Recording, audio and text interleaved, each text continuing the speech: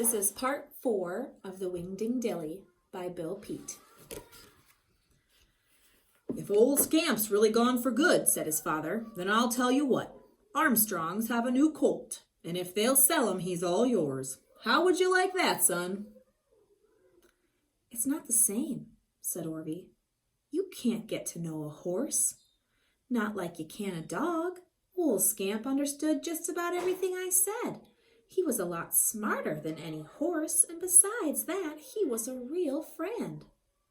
Scamp could hardly believe his big flappy ears. So Orvie didn't really mean it when he called him a silly old dog.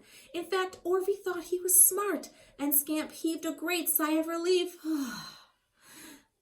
But what would Orvie think of a Whingdingdilly?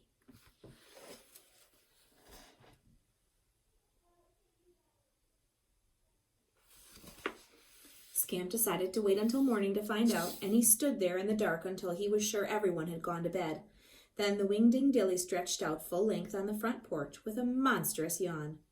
"Maybe this is nothing but a bad dream," he thought, "and when I wake up I'll be the same as ever." Pretty soon he was sound asleep and snoring, just like a rhinoceros.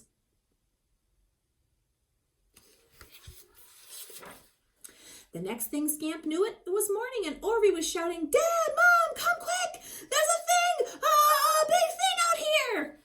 The Whingdingdilly struggled to his feet, looking wildly about for the big thing. Then suddenly he remembered that he was the thing, and went stumbling backwards off the porch out into the yard, and in one clumsy leap he was over the fence and galloping away down the road.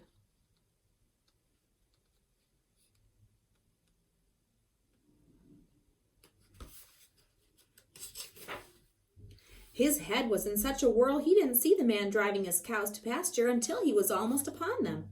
In a panic, the man jumped into a ditch, and the bawling, terrified cows went crashing through a fence, scattering in all directions.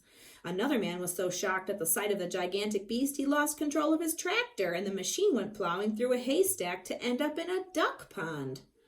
Then there was a near head-on collision with a horse and buggy. The horrified horse left the road in one leap to go scrambling up a telephone pole. Buggy and all. Telegraph pole. Buggy and all. Now the Whingdingdilly didn't dare stop or even slow down, and he kept going full gallop all the way back to the woods.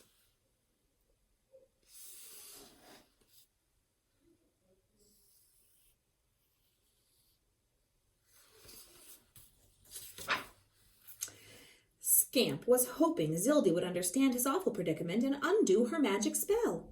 Once again he fought his way through the tangle of trees. When he reached the treehouse, he gave the door a resounding thump with his snout, then watched for Zildy to pop her head out of the window. But no Zildy appeared. The shutters were latched and the door was locked and bolted. "If she's gone," Scamp reasoned, "she'll be back sooner or later, so all I can do is wait."